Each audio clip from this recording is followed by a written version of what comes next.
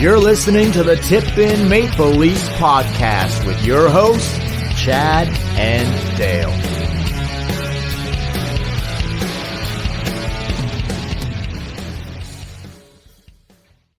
Hey, everybody. Welcome to the Tip In Maple Leafs podcast, episode number 245. I'm Chad. I'm Dale.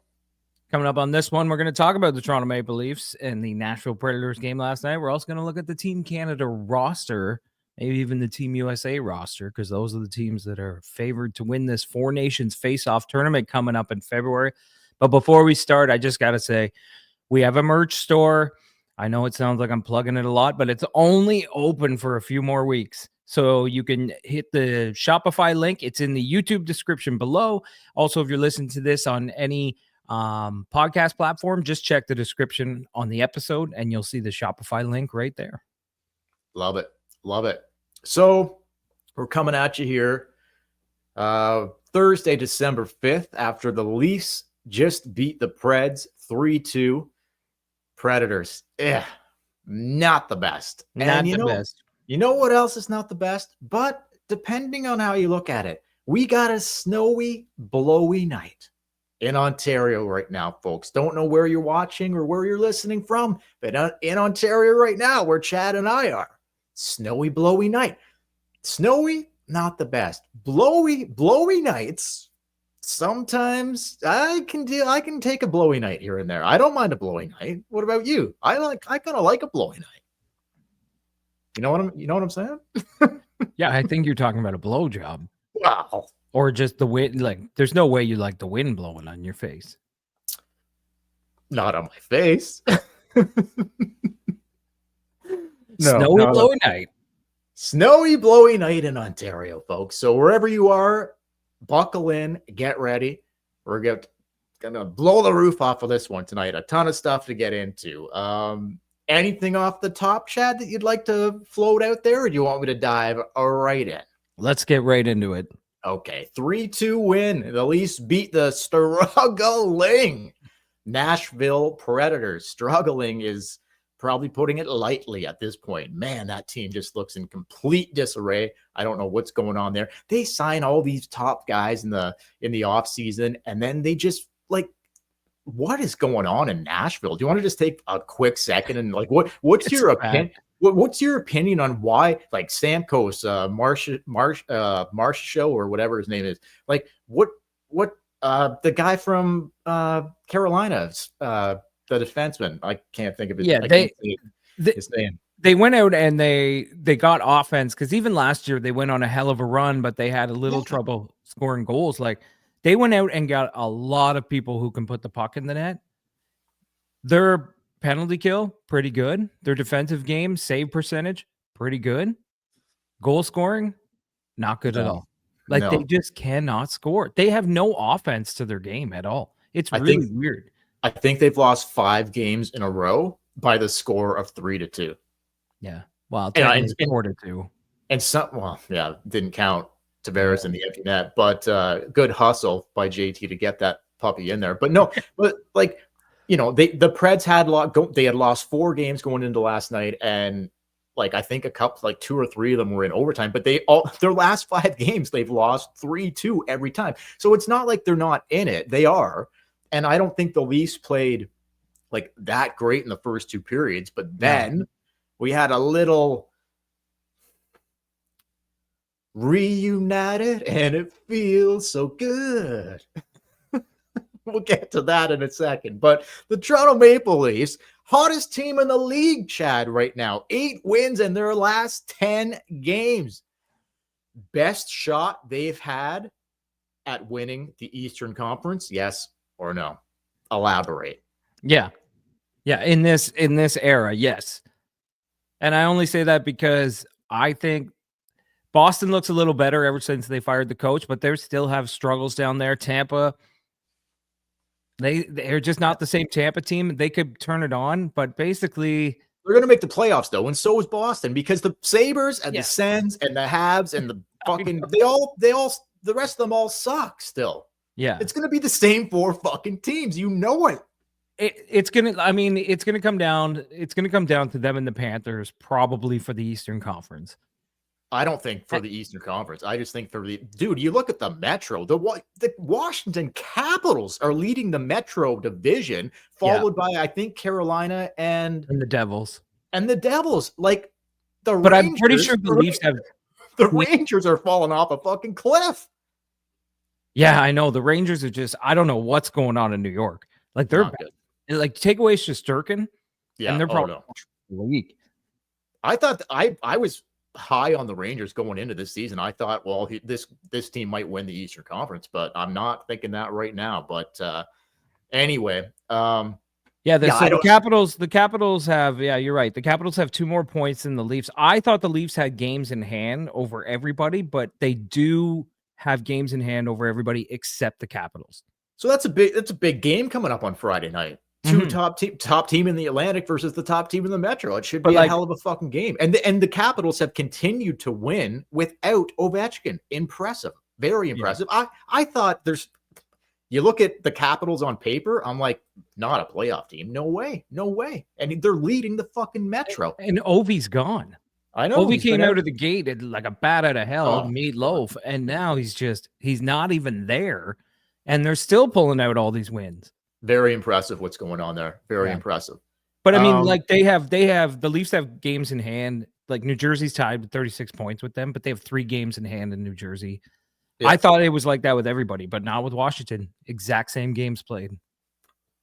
Okay, so like the Leafs clearly have a shot to win. I think it's their best chance they've had to win the Atlantic, but for sure.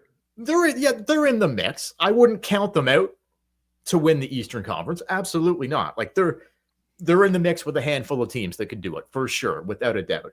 But we'll see. I just think, like, I guess the only reason why I was going there first is because I think it's like pretty important for them to get home.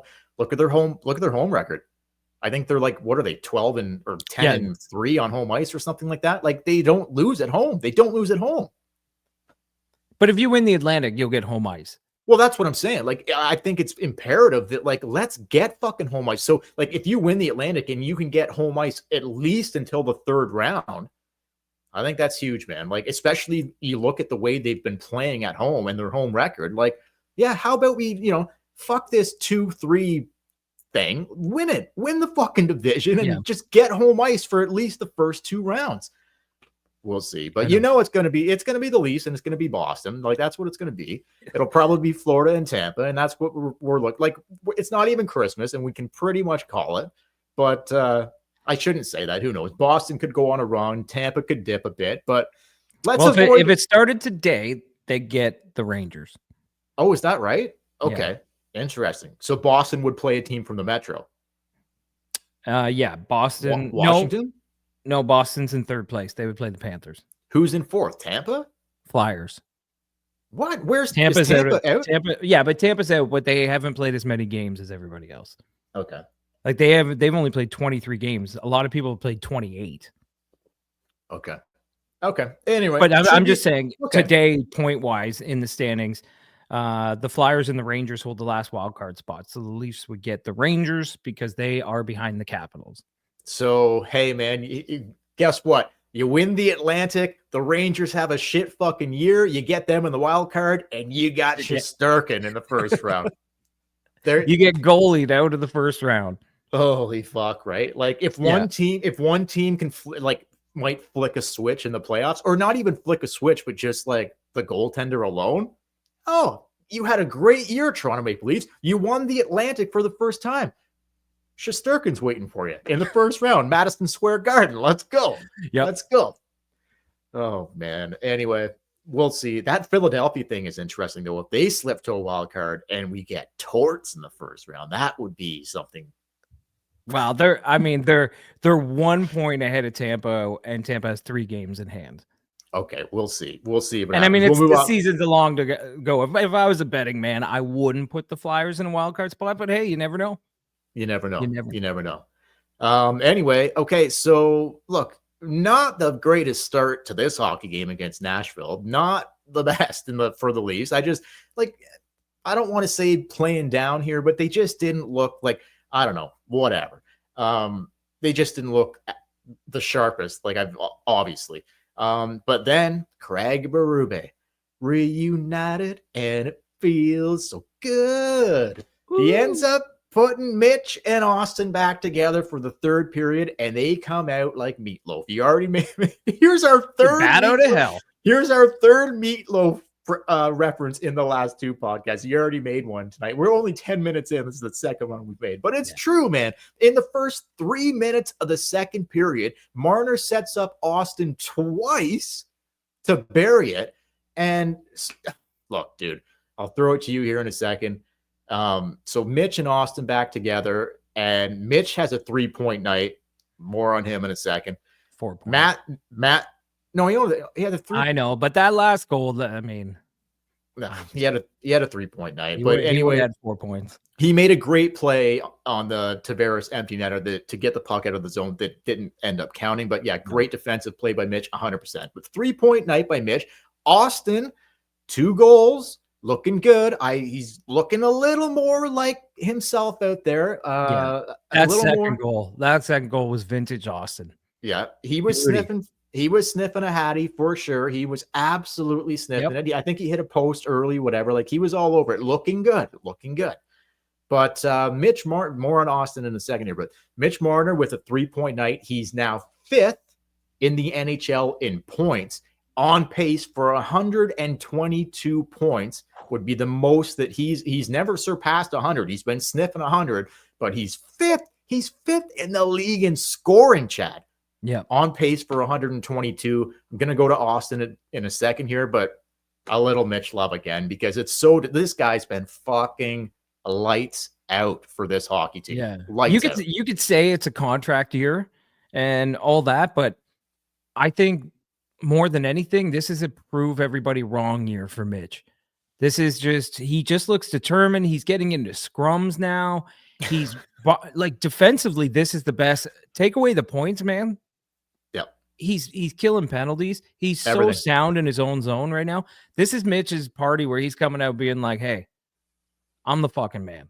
And I'm like, he's going to get paid. That's absolutely true. But I don't know. Do you not kind of feel that this is him kind of stating like, look, I know everyone fuck, man. How hard were we on Mitch in the summertime after the playoff run? I wanted him out. I didn't want him out, but I was just like, he's got to do more. And I know Mitch has done a lot in the playoffs. Like, he's put up a lot of points, but I just feel like not in the big games. He is determined. He looks like he is determined to show everybody that he is the guy we all think he can't be. I hope you're fucking right, because wouldn't that be nice? Wouldn't that be a big surprise for everybody? Like, okay, I'll be honest with you. It does, to me, look like there's some maturity there. How much of that has to do with Berube, I don't know, but I think some of it does. Like, for sure it does. There's just such a drastic difference between Sheldon Keefe and Craig Berube. It's just the presence alone is just like, when Berube, I think we mentioned this before, but like, when Berube speaks, your fucking ears are perking up. When Keefe had been there for 5 fucking years, and he's just not as like you just can't compare Sheldon Keefe's demeanor to Craig Berube's, right? One of these guys will kill you if you do something wrong potentially, and the other guy might just be like, "Oh, no, don't worry." Like, Keefe, just don't worry about it. We'll watch the video tomorrow. We'll figure it out. Blah blah blah. Yeah. So there's just such a drastic difference between the coaches. I just think Berube has a lot to do with this. But obviously, yeah, you're right. Like, you could say contract year, you could say whatever. But guess what? We're not too far away from Christy Pitts here, brother. We're not too far away. But listen, I don't think Berube gets a bad rap. Not a bad rap, but I think people talk about him like it's this big, tough, mean son of a bitch. Like, we always joke that he will kill you if you do something wrong.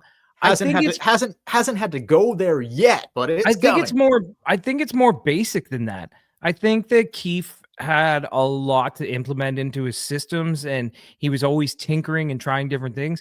Where Berube has a much more simplistic approach, and you know exactly what you're supposed to do, and you know exactly what he asks from you night after night, and all he really wants is for you to do it.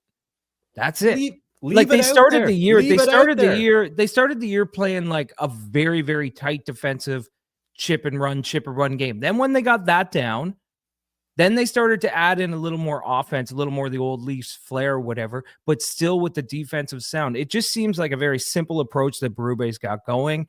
Yeah. And I don't think it's that he's like, hey, you sons of bitches, No. I'm taking your music away. I'm going to be a hard ass. No. I think it's just very simple and very stern and business. It's all business. It's all business. But what I was trying to say was like, he's a very dominating presence. He's a dominating presence, right? He's like a boss that knows exactly what they want out of their employees, and they get it, but you don't hate them, and you're not like, fuck this guy. You're just, and I think Mitch is buying into it. Mitch is like, all right, I can play under Berube's system and I can do it well. 100%. I wasn't so sure when they made this switch with the new head coach, but yeah, Mitch has been incredible and whatever, incredible. Like, can't say enough good things about Mitch Marner right now. I hope it continues. Like, 5th in the league in scoring, crazy. Like, if he ends up blowing past 100 points, 122 or 120, whatever, just get the bag of cash ready, Christy Pitts. Like, it's coming. Just get it ready. We'll meet the whole family there and get this fucking deal done. But anyway, gonna go to Matthews here. Here's what I'm gonna say, Chad. 2 goals, great. Like, couple games in now, he's looking like, okay, he's looking like himself a little bit more here. He's just warming up. I heard a couple things floating around. Like, he had some people were saying, like, he hasn't been as hard as he normally is. Okay, so that you could say that he hasn't been as hard as he normally is, right? But now he's not soft. Well, but now, get ready. But now it looks like something big is coming. Okay, all right. So let me just recap. I can't believe you didn't say it there. Something big is coming. Coming. That's what she said. Jeez, I was gonna recap for you. I was gonna recap that he's not that hard. He hasn't been as hard as normal. Okay, so he's not as hard as normal, but something big is coming. That's right. That's what she said. That's right. I wanted to recap that on a T. I missed it. I fucked up. I apologize. It's okay. 245 episodes plus 100 and something episodes with a different podcast network. Yeah. I never missed it. That's what she said. I know. And tonight I did. I was setting you up hard. I thought there was more. No, there's nothing more to say. Something big is coming. You were like, something big is coming, I thought you were gonna that's it. Give us the big thing that was coming. Well, the only other thing I could add to that is I think he's getting ready to explode. Okay. So something big is coming. Something big is coming with this guy. Can you not feel it? Can you not feel it coming? Oh, I could feel it. You could see it last night. He was was hard on it. Something big here. So what do you think? Him and Mitch back together. Like, is this now okay? Like, they wanted to get away from it because JT and Mitch were playing so well together, and Mitch helped JT so much. And I don't hate Matthews with Nylander and Nyes, but it wasn't working last night. So they throw Mitch up there, and all of a sudden, boom, boom, it's in the fucking back of the net, like 2 goals in 3 minutes. What? So now it's just, okay, we're going back to this. Well, why does it have to be this way or that way? Why can't it be both? Well, what do you mean? Well, like, why do they have to play together all the time? Like, why can't you just do what you did last night? Have your 2 lines, but then if you're not getting the offense going, then put them together. Because it seems like when you keep them apart and then you bring them back together, there's some fireworks there. They're ready to go. But if you leave them there, like we saw last year, it got stale near the end. And then Matthews ended up, when Marner got hurt, he found some chemistry with other line mates. But why does it have to be? Why can't it be both? Yeah, I hear you. Like, after a game like last night, though, you'd be hard pressed going into the weekend not playing those guys together, right? Yeah, well, just the way the third period was compared to the first 2 periods. Oh yeah, and just the way. But at the same time, like, oh, dude, like, you gotta go with it for now. You got to. You have to. Yeah, you have to. I mean, it's great as JT has played over the last month. That's what worries me the most is that how will it affect JT if Mitch and Austin are back together? Like, because Mitch was helping JT so much. He was, but Austin's going to give you more goals. I know. With Mitch. But you need. I know. Yeah, I know. You need both of them going. You need Holmberg off the second line. That would help. Okay, well, I was going to get to that. I was going to say Minton. I know he finally did it. Well, Minton again, here we are. So when they put Mitch and Austin back together with Nyes for the third period, guess who got a shot with JT and Willie? Our boy, 39, Fraser Minton, not fucking Holmberg. Minton all of a sudden goes from the Marlies to the third line to now playing on the fucking second line wing with Tavares. Well, what does that tell you what Berube thinks about this kid? He's like, I can't put Robertson there. Tried Holmberg, not working. There's nobody else Berube could put there. Minton was the only fucking option. The only option. Yeah. That's crazy. That's crazy. It's kind of weird because, like, you would think his reasoning for putting Holmberg or Minton on the wing is because they're defensively sound. But I don't find that JT and Mitch, like when it's Mitch on the wing, I don't find that JT and Mitch are defensively irresponsible. So you could put like a Robertson and just let him rip it out there. But why? What Robertson? No, he's not doing anything. No, not Robertson. All Robertson's doing is skating over the blue line and ripping wrist shots. Skating over the blue line and ripping wrist shots. He's just looking for cookies. He's just trying to score some goddamn goals. So I thought Minton looked so much better. Like, again, Holmberg was terrible last night in the offensive zone. Oh, Minton, brutal. Minton. Okay, so we all of a sudden I just looked up and we're running long, and there's still a bunch I want to get to. Yeah, go. What do you think about potential? Like I said, something big is coming. What I meant by that is I just think Austin's really going to start getting cooking here. That's what I meant. But potentially there's something else bigger coming. What do you think of this? I got a couple options here for you. The Flames have started pretty well. Will they falter off? I don't know. I don't know where I see Calgary like in the mix. I'm not sure in the West. I don't know. Couple potential things, and then let's see your thoughts on it. Kadri, do you think this is just an absolute would I take Naz back in a third line center role in 2 fucking seconds? I know he's making $7.5 million, all that. If the Flames fall off, I would love to see Kadri fucking come home to Toronto. But the Flames, wouldn't that kind of be over before it even started? Because look at last year. Tree Living tried to get Tanev. Flames said, not dealing with you, Brad. Well, is that exactly how they said it? I've got the audio calls, man. Like Craig Conroy's like, I don't think so, Brad. Try again. That's a great Craig Conroy impression. So not dealing with you, Brad. So if Tree Living goes calling for Kadri, he's gonna get the same thing. I don't think so, Brad. Okay, we're not dealing with the fucking Leafs. So you can kind of shut the Kadri rumors down before they even start, right? Because there's no fucking way, Chad. You tell me, is there any way the Flames are trading Kadri to the Toronto Maple Leafs to help out fucking Tree's new team? I don't see it. There is, if for the right price. Why didn't they do it last year? Why wouldn't they trade Tanev? Why did they refuse to trade Tanev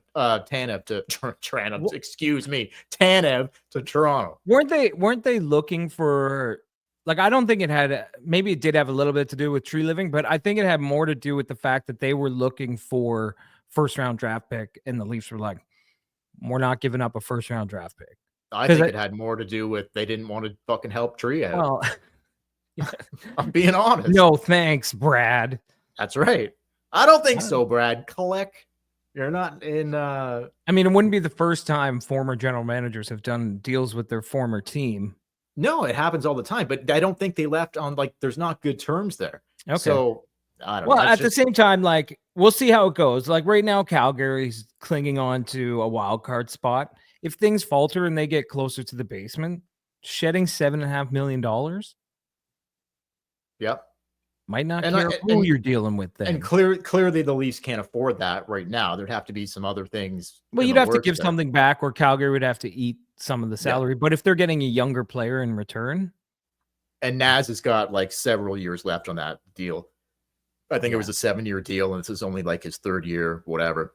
Yeah. Anyway, that's more of a pipe dream, I think. But you it never know. is. But it's But let me throw this at you then. What about the Preds? Is there any interest for you there on any of these Nashville guys? Because I think they're going to be sellers. Like, they just don't look like they have it. Like, I've got a couple guys in mind, but is there any interest with any of those Preds players, forwards, defense, that, like, do you have interest in any of those guys? I do.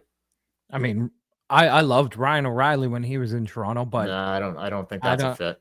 I don't know. Like, they just look so bad. Like, you probably can't afford Stamkos, right? Do you want Stamkos has got off to a, would coming home to Toronto like help Stammer? Like, he might get you. What did he sign, a 5-year deal? Did he sign a 5-year deal? He got paid, man. So I don't think I don't. Okay, so let's not go there, because that's probably unrealistic. Although he makes less than Kadri. I think with the way the Leafs cap is, you're looking at a third line center that is middle of the road, making middle of the road money. You're not going to go out unless you somehow miraculously come up with cap space or make a huge deal. You're not going to bring in a Kadri. You're not going to bring in a Stamkos. It's not going to be something huge like that. Okay. And as far as I'm concerned, I know that people disagree with me here, but I think for the time being, let's see if it's Fraser Minton. Okay, no, your third line center. Okay. What about Schenner? What about Schenner? I would definitely bring Shen. I would definitely bring Shen back. Morgan, I think Riley, he's only got a year after this, and he only makes like $3 million that you could easily. It's less. It's less than 3. It's like 2.5 or whatever. Okay. And he's probably the easy guy to put on Robodot Island if next year doesn't work out, because he's always hurt. Schenner gives you everything. The only playoff. See him hit Grabankin? Oh fuck, dude! The only playoff series this team has won, as they're in their current makeup, Schenner was playing with Riley. Shen contributed huge to that fucking first round series win against Tampa Bay, and Riley played his best hockey playing with Luke Shen. Oh man, if you had Shen and Riley, and then you had Tanev and McCabe, Ekman Larson on your bottom. Oh my god, with whoever, yeah. And then the goaltending that you're getting right now, that'd be a tough D to penetrate. That's legit Stanley Cup. Like, that's legit. Like, I'm not saying they're going to win. They would win the Stanley Cup, but that's legit a blue line that could compete for a cup. Yeah, this isn't Timothy Liljegren floating around in the top 4 or something like that. This is legit. That would be awesome. I would definitely, and see, that's doable. It's money you can fit in. You can find a way to do it. But the big names, I just don't think they have no cap space. So I just don't think you could do it unless you traded someone. But yeah, I'm definitely on board with Shen. Me too. I would love to see him come back again. A couple quick things, and then we'll get to Team Canada. We might run a little long tonight. Whatever. What the hell? We won't be back until Sunday anyway, so whatever. Joseph Woll, again, dude. 6 straight wins. He's won 6 straight fucking games, and can you say? What can you say other than this? Unbelievable. What can you say other than this? Matt Murray watch. 18 days and counting for Matt Murray. 18 days and counting before the Christmas break. They played their last game on the 23rd. It should be interesting. Hopefully Murray does not come into the equation here, but 6 straight wins for Woll. Stolars the other night. Forgot to mention this last podcast. He goes out as the first star. He's wearing fucking shades. Just throws on shades. Like, no problem. Funny. I think one of the fans it was a camera. They recorded it. Like there's a camera in the glasses or whatever. Yeah. In the sunglasses. But yeah, it was cool. I don't know. Like, we've been pumping, like, obviously a ton of love for the goaltenders, but how about Woll, man? Like, just 6 straight wins, and just, I don't know, like, what can we say that that we haven't said? Like, I love the extremes that you go on everybody. Like, I still don't trust him. Hang on. I still don't trust him. You want to kill Mitch Marner. You go on rants. You want him out of fucking town. You hate this fucking guy. And now he's on pace for 120 points. It's going to be awesome. Just like 4 weeks ago, you did a huge rant on Softy Pants Joseph Woll, and he can't stay healthy. And what are we going to do with this guy? And now it's 6 wins in a row. I mean, what can you say? He's doing amazing. He's exceeded my expectations here, because I still don't trust him. And you're right. He still could get hurt, but He is the most sound, solid goalie we've had. And like, when is the last time we drafted a fucking goalie of this caliber? No. I can't remember. Like, Potvin, people probably. might say Reimer. No, not even Reimer. No, Reimer's not this. No, he's not. Wall's like probably Potvin. Really, to be honest. It's been a long time since let's face it, homegrown goaltender. He gave up the late goal when I felt like when the Leafs went up 3-1 and they kind of took their foot off the gas last night. Yeah, I don't think that was his fault, though. No, that wasn't his fault. But that first goal off the glass, he basically had a shutout going because no chance. Yeah, Nashville. The first goal was no. If that doesn't go off the glass, they don't score. No, absolutely not. He just can't be beat. Knock on wood. So anyway, we'll see. No, look, I'll just lay it to you straight here, man. Look, the whole Marner thing, the way the playoffs ended and just Mitch's disappointment, I'm just like, you can't win with this guy. So I have no problem coming on here and being like, admitting when I'm wrong. And I'm not going to go there now. I love the way Mitch is playing. He is bringing it, and he looks incredible. Let's talk again in May and June, or in May. We'll see what happens. No, I'm not disagreeing that it's different. I'm just saying the extremes. Like how much you love him when he's playing good, and how much you hate him in the playoffs.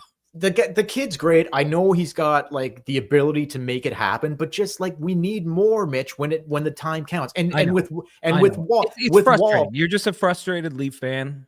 I love Joseph Woll. I want to see him have massive success with this hockey team, but I do not trust him. I don't trust him that they're up 3-0 in a playoff series and he can't go in game 4 to clinch it. Yeah. That's where I'm at. So until those two guys prove otherwise, then I'm a fan of the team. I want to see them succeed. I like Joseph Woll. I like Mitch as a player.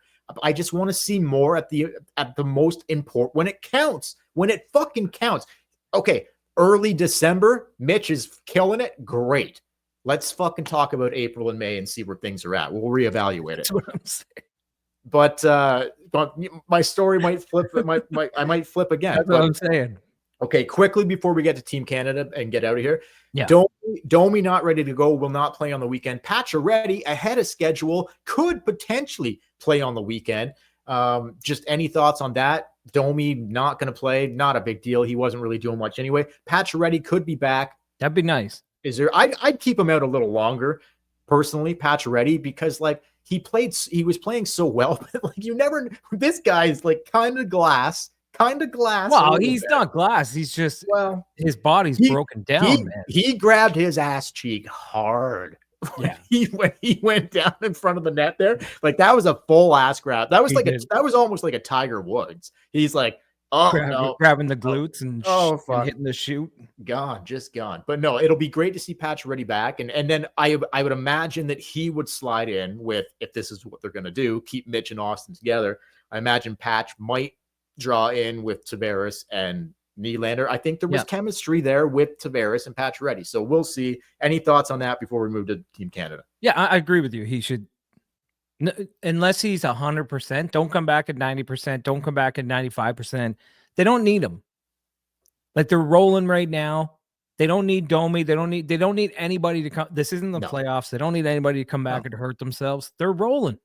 Also, I don't mind the kids playing some more games. Same here, man. 8-2 in their last 10 games. You're right. They're rolling. No need to rush anybody back. But I want not a 38-year-old Pacioretty. No, but I'll tell you what. I want Pacioretty in this lineup. And I didn't even want them to fucking sign this guy. But the way he came in and played, here I am again. But the way he came side to the other. Well, but look, I didn't know that he was a fucking animal like that. He added an element to his game where he's just like, yeah, fuck whatever. I'll go out and kill you, whatever, right? So Pacioretty can really he plays with an edge. He plays with an edge. A lot of heart. You can just see it, and I think Pacioretty could really help this team in the playoffs. So I'm hoping that he's going to be healthy, and we'll see. Anyway. Let's talk a little Team Canada. Maybe we'll just do 5 minutes on Team Canada and we'll get out of here because we already are running long anyway. Yeah, that's all right. What did you think? So they announced the roster. Any surprises to you, or Like, I don't know if you want to say it or if you want to just talk like bubble guys who I got a couple. You go ahead, but I've got a couple that I probably wouldn't have put on the team, and a couple guys that they didn't put on the team that I would have replaced a couple guys with. What do you think? It was pretty much what I thought. I think the one person that kind of jumped out at me was Seth Jarvis. Yeah, I wouldn't have did that. Yeah, he's 22. He's not going to play. He's the 13th forward. He's like a younger Mitch Marner. Like he's kind of a playmaker. Like he's not Mitch Marner, but he's kind of like he's smaller, kind of more skates. He's good with the puck and passing and stuff. Yep. I don't know. I was just like, okay. There are some other guys like Scheifele, maybe. Scheifele, like, Wilson. Tom Wilson? I don't know. I'm not a big Tom Wilson guy, but he's that guy's a gamer. Scheifele's more of like a veteran, been around a long time, has a little grit to him. I don't know. I was just surprised. Like Seth Jarvis is a great player. I was just surprised he cracked the lineup. Even Hyman, maybe. I know Hyman having a shitty year, but so when I'm looking at the forward group here, like we don't have to name them. I'm sure everybody that's watching this or listening already knows who made it, who didn't. But okay, so the coach is Cooper from Tampa Bay. One of the GMs is Sweeney from Boston. The other GM is the dude Armstrong from St. Louis, whatever. And I think Dubas is involved too, and whatever. Like, there's a bunch of people involved, but they go heavy. They go like Dubas is scouting Sault Ste. Marie. 100%. But if you look at it, like the guys that are at the top, like the upper brass. So like Cooper decides, like, okay, I have no problem. Sorelli's an incredible hockey player, but they put 2 Tampa guys on there, right? Sorelli and Brandon Hagel. And then they end up putting Marchand's the only Bruin on there. They have 3 Tampa players. Sweeney. Or who's the other? Who am I missing? Braden Point. Sorry. Okay, well, Point deserves to be there, obviously. Like, I don't like all 3 of those guys deserve to be there, but there's 3 Tampa guys on the team. Okay. And then from St. Louis, Armstrong puts Colton Parayko. Like, I'm sorry. Like, he's one of your top 7 best fucking defensemen. Like, I just think that there's a little bit of bias there. Of maybe 3 Tampa guys for Cooper. The dude Armstrong from St. Louis, he's got to get one of his guys in there. Like, I don't know. Do you not think there's a little bit of fucking bias there? Yeah. Like, that's kind of reminds me of like when the Blue Jays were in the All-Star game and Cedar Gaston picked 7 Blue Jays. Do you remember that? Well, they were the best team in the league, though. I know, but he picked like almost their entire starting lineup. But no, it's not like that. 3 Tampa Bay, I was a little surprised. But I guess, like, I saw Cooper being interviewed about it. Did you see it? It was in the intermission. Yeah. And I did like what he said about it wasn't about trying to represent every team or anything like that. Like, this was about building a team and not just the best scorers or the best skilled guys. And I think, like, that's what you get. That's what they're trying to do here. And I think he's bringing those 3 Tampa guys because he knows them the best on what they could do in situations in big games. He has seen these guys at Stanley Cup finals. He's seen them. And I think that's okay with me because I have no problem with them. They're all good players. Could you replace them? Sure. Well, not Point. I wouldn't replace Point. Actually, Hegel's having a good year too. For sure. Like, and so Sorelli. Like, I'm not Sorelli. Like the only guy out of the forward mix for me would probably be Seth Jarvis, and I probably would have put Hyman on there just because you know what Hyman's not. I do know, but he's not like he had a great year last year, but he's kind of come back down to his normal level. It wasn't just last year, Chad. Like he's put a run he's been climbing every year. In Edmonton, he's put a run together. He has struggled early this year, but I think Hyman's a guy where you only need to win 4, 5, 6 games to win this tournament. I think he could help you. And so just for me, it's real simple. I would not have Seth Jarvis. I would have had Zach Hyman. And on the back end, I would not have put Parayko on the team. I would have put Doughty. I know Doughty hasn't played, but Doughty is a gritty motherfucker. He's going to be back. He's coming back early January. He'll be ready to play. And he's been there so many times with Canada. So those are the 2 moves I would have made. I would have left Jarvis off. I would have put Hyman on, and I would have not put Parayko on, and I would have had Doughty. What do you think? Yeah, I'm okay with that. I look at the Parayko thing the same way I look at Cooper taking 3 Tampa Bay players. Like, I look at it like Doug Armstrong knows this guy. He's had him for years. He must see something. Like, imagine it was Tree Living was the GM. Chad, he's not better than Drew Doughty. No, he's not better, but Drew Doughty's not even playing right now. But he's going to be. He's going to be, but you don't know what he's going to be when he gets back. Well, could take a month before. I know, but Drew Doughty on one leg is not the same. And my example would be, imagine Tree Living was the GM and he wanted to bring Tanev. And a lot of people around the league would be like, what the fuck? You want to bring Tanev? And he's like, no, because Tanev was close anyways, so I heard. Right, but he didn't make the team. But what if instead of Parayko, he ended up bringing, like, Tree Living was the GM and he brought Tanev because he knows what he's getting. He loves this guy. He knows he's going to be sound and block shots. Like, I just think when they pick these guys, they're not picking them because they're, like, doing a favor to Tampa Bay or St. Louis. They're picking them because there's something about them they see game in and game out that they think they can bring to Team Canada. Sure. That's what I think. That's why there's 3 Tampa Bay, and that's why Parayko's there. I'm glad Tanev is not there because I don't want to, like, we need him for the playoffs. So I'm glad that Tanev. Well, it's only one weekend. But you never. I always want to call it the Four Nations Cup. That is what it's called. No, it's called the Four Nations Face-Off. Oh, Four Nations Face-Off. Okay. But I call it the Four Nations Cup all the time. Yeah, well, there will be a cup awarded, I think, or something. The name of the tournament is the Four Nations Face-Off. Yeah. Okay, so last thing quickly before we go. The 3 goalies, Binnington, Adin Hill, and Sam Montembeault. What are we talking about here? I would have put Fleury in the 3rd spot for sure, but we don't have to spend much time on that. But Binnington and Hill are Mike Johnson, who called Montembeault back in September. That's crazy. I just think that's crazy. But anyway, he's not going to play. He's not going to play. No, so, apparently just to get him ready for the 2026 Olympics. That scares me too, because if that's who's... It's like, okay, you have a French goalie playing in Montreal. Well, he's got to be good then. Yeah, okay.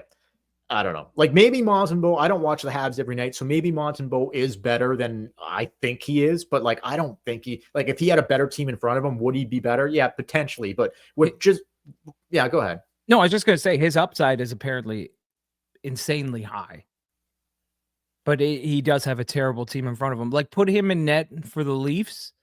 Does he give you what Joseph Wall's giving you? Maybe. I don't know. I don't think so. They're putting a lot of stock in this guy because they're bringing him, and, like, I don't know. There's a chance he could play. There's a chance, but I don't think so. So let's just keep him out of it. So Binnington and Adin Hill. Out of those 2 guys, who do you think is the starting goaltender? I hate him, but it's probably Binnington. I disagree. I think it's Hill.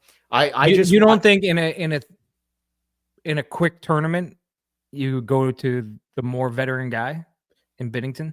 Adin Hill. I just watched a game the other night where Edmonton was in Vegas, and I watched the whole game live. Edmonton was peppering him, and Adin Hill stood on his fucking head. And as far as I know, these are the only 2 goalies in the tournament. I know a lot of people shitting on the Canadian goaltenders. Binnington, Adin Hill, the only 2 goalies that have won fucking Stanley Cups in the entire tournament. So Adin Hill is... It could be Binnington. For sure it could be. Adin Hill is a fucking monster. And when he's on his game, and you only need to win 3 or 4 games or 5 games to win the whole fucking thing, I think Hill will be the starter, but I could be wrong. It might be Binnington. Oh, no, you're persuading me that maybe they do go with Adin Hill. I just think, like, Binnington just has, I don't know why, he just has his reputation around him to being like a amazing goalie, amazing veteran goalie. I don't know. He has this aura around him. I don't get it. I don't like Binnington. I don't even think Binnington's that great of a goalie. Like, I think he had one great season, followed up by a few good seasons, folled up by some mediocre seasons. Yeah, don't disagree. If it was me, I would go with Adin Hill, but I have a feeling they'll go with the veteran guy. We'll see. Maybe they'll go back to back, and then whoever plays better gets the next game. If you're still watching, guys, on YouTube, let us know in the comments. Who do you think should be the starting goaltender for Canada at the Four Nations face-off?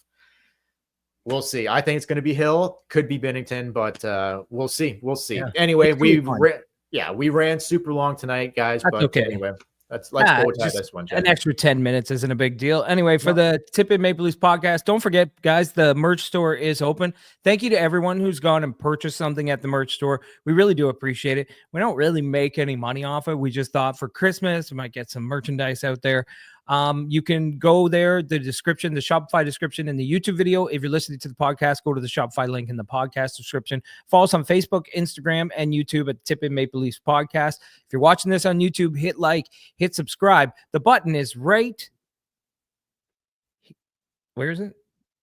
I don't know. Here. Come on. The button is right there. Just find it. You can hit like, hit subscribe. Just find the fucking button. Not going to do it, Brad. And you can email us. Not today. Not today, Brad. You can email us the tippingpodcast@gmail.com. Until next time, I'm Chad. I'm Dale. We will. Back to back on the weekend, the red hot Washington Capitals and the red hot Pittsburgh Penguins. They've won, I think, 4 of their last 5 games. So a little doobie-doobie-doo. Should be an interesting matchup on the weekend. Back-to-back should be great. Both goalies, Stolars and Woll, will obviously split the games, and very excited to see if the Leafs can keep this thing cooking. Let's do it. Thanks for watching, guys. Thanks for listening. Snowy and blowy. Love the blowy. Hate the snowy. Love the blowy. We'll catch you later.